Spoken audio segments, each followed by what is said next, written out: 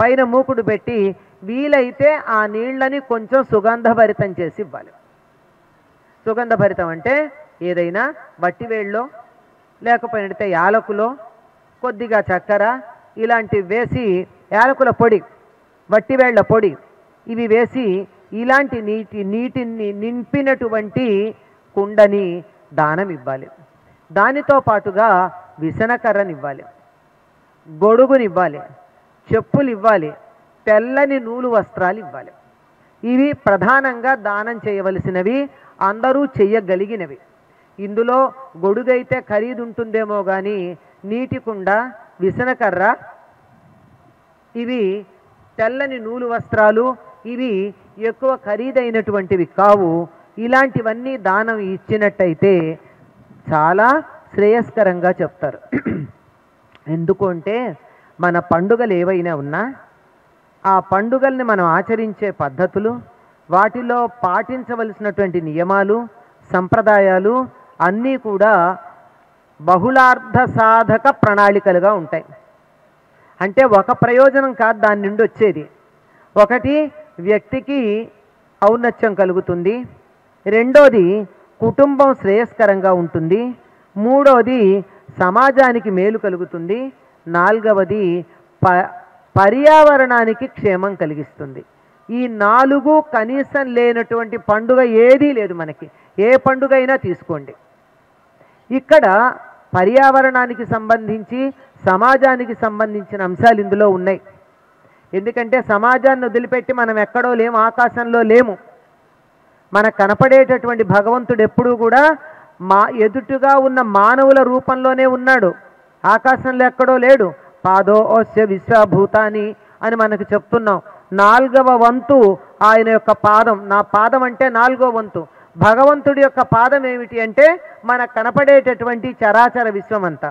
అంటే భగవంతుడి పాదము అంటే కనపడుతున్న ఏదైనా భగవత్ స్వరూపం అయినప్పుడు మన కంటికి కనపడే దేనిని ఆరాధించినా దైవాన్ని ఆరాధించినట్టే.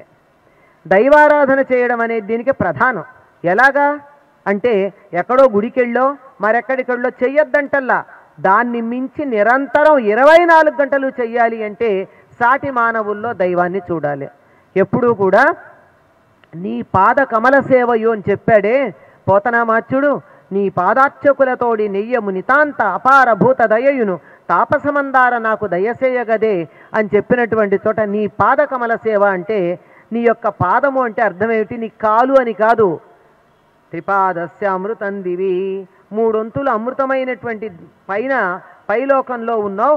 ఒక్క పాదమే ఈ సృష్టిగా కనపడుతోంది. ఈ భూమి మీద ఈ సృష్టిగా కనపడుతున్న సమస్తాన్ని సేవించుకునేటటువంటి భాగ్యం నాకు ఇయ్యమని. అంటే అందరిలోనూ దైవాన్ని చూడమని చెప్పడం. విష్ణు శబ్దానికే సర్వవ్యాపి అని అర్థం. విశ్ అనే ధాతువుకి వ్యాపనశీలత అని అర్థం. అన్నింటిలోనూ వ్యాపించి ఉన్నటువంటి చైతన్యం ఏదైతే ఉందో దాన్నే విష్ణువుగా చెప్పారు. అటువంటి విష్ణు పాదము ఈ సృష్టి అంతా అయినప్పుడు, విష్ణు పాద సేవనం అన్నప్పుడు ఏం జరుగుతోంది? ఆ విష్ణువుని సేవించినట్టే. ఎవరిని సేవించుకున్నా అందరిలోనూ ఉన్న నారాయణుణ్ణి లేక శివస్వరూపులుగా కనపడుతున్న వారందరినీ మనం సేవించుకోవడం జరుగుతుంది. ఆ విధంగా చేసేటటువంటి దాంట్లో ప్రధానంగా వచ్చేటటువంటిది వేసవికాలం గనక దానికి అనుకూలంగా ఉండేటటువంటి వాటిని దానం చేయడం అనేది మనకి సంప్రదాయంలో పెద్దలు చెప్పినటువంటి మాట. వచ్చేది వేసంకాలం అయినప్పుడు మంచినీటి కుండ ఉండాలి, నీళ్లు ఉండాలి. పొట్టి కుండ ఇవ్వకూడదు, ఎప్పుడు నీటిని నింపివ్వాలి. దానితో పాటుగా బయటికి వెళ్ళాలంటే కాళ్ళకి చెప్పులు ఉండాలి. అందరికీ చెప్పులు ఉండేటటువంటి అదృష్టం ఉంది అని మనం అనుకోలేం కనుక కాళ్ళకి చెప్పులు ఉండాలి, నెత్తిన గొడుగు ఉండాలి, చల్లని మెత్తని నూలు వస్త్రాలు ఉండాలి. వీటిని ఇవ్వమన్నారు. ఇవి ప్రధానంగా అందరూ ఇవ్వగలిగినవి. ఇవి కాక రౌప్యము, సువర్ణము అంటే వెండి, బంగారు దానం చేయమన్నారు. ఆ తరువాత భూదానాధికాలు ఏవైనా చేయొచ్చు, అన్ని దానాలు చేయవచ్చు. కానీ ప్రధానంగా దశదానాలలోనూ లేనటువంటి విసనకర్ర, నీటి కుండ లాంటివి దీనికి ప్రత్యేకం. ఈ బంగారం దానం చేయడం అనేది కూడా దీనికి విశేషం ఏమిటంటే, బంగారం అంటే మనం అనుకునేటటువంటి గోల్డ్ అని వరకే అర్థం చెప్పుకుంటే పొరపాటు పడ్డట్టు. ఉత్తమమైనటువంటి దానిగా దేన్నన్నా ఏదైనా పరిణామం చెందుతోంది అంటే అది బంగారంగా పరిణామం చెందుతుంది.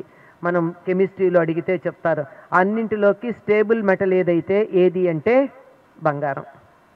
మనం కూడా బంగారంగా తయారవ్వాలని అక్కడ అర్థం. మనలో ఉన్న ఇన్స్టెబిలిటీ మొదలైనటువంటివన్నీ పోయి మనం స్టేబుల్గా ఉండి ఏదైతే అన్నిటికీ శ్రేయస్కరమో మేలు కలుగుతుందో ఆ విధంగా మనని మనం పరిణామం చెందించుకోవడం అనేటటువంటి దానికి సంకేతంగా బంగారాన్ని దానం చేయమని చెప్పారు.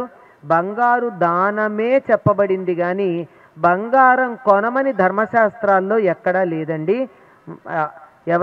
ఎవరినైనా నొప్పిస్తే నన్ను క్షమించండి. 2 రకాలుగా నొచ్చుకుంటారు.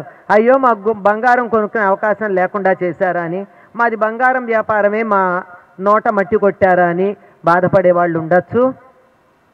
శాస్త్రం చెప్పాను, ఇందులో ఇది నా వ్యక్తిగతమైనటువంటి అభిప్రాయం కాదు. మనని బంగారంగా మారమన్నారు, బంగారం దానం చేయమన్నారు, అంతే, అంతవరకే. అందుకని ఈ అక్షయ తృతీయ నాడు మనం ఇక్కడ ఏం చేశామో మనందరికీ తెలుసు. ఇవాళ ఇవన్నీ చేయడంతో పాటు హోమాలు చేసాం. మామూలుగా హోమం చేస్తే వచ్చే ఫలితానికన్నా ఇవాళ ఇందులో పాల్గొన్నందువల్ల అక్షయమైనటువంటి ఫలితం వస్తుంది. మనందరి చేత గురువులకు నమస్కారం చేయించారు, అక్షయమైన ఫలితం వస్తుంది. గురు నమస్కారం, గురువందనం వల్ల వచ్చేటటువంటి ఫలితం. అలాగే మనకిక్కడ పండో ఫలమో ఇచ్చేటటువంటి అవకాశం కల్పించారు. దానివల్ల కూడా అవకాశం కలగడం కూడా గొప్పే కదా. ఎప్పుడూ కూడా మన సంప్రదాయంలో ఇచ్చిన వాడికన్నా పుచ్చుకున్నవాడు గొప్ప. నీకు ఇచ్చే అవకాశం నాకు ఇచ్చి నాకు పుణ్యం సంపాదించుకునే అవకాశం ఇచ్చావని పుచ్చుకున్నటువంటి వాడిని మనం గౌరవిస్తాం. ఇచ్చే దండం పెడతాం, పుచ్చుకున్నవాడు దండం పెట్టకూడదు, ఇచ్చినవాడు దండం పెడతాడు. ఇది మన సంప్రదాయం. ఇటువంటి సంప్రదాయంలో ఇక్కడ మనకు అటువంటి అవకాశం కల్పించినటువంటి ఈ ఆదిశంకర భక్త సమాజం వారికి, తత్వ చారిటబుల్ ట్రస్ట్ వారికి అందరికీ కూడా మనం ధన్యవాదాలు చెప్పుకుని కృతజ్ఞతలు తప్పనిసరిగా చెప్పుకోవాల్సినటువంటి అవసరం ఉంది.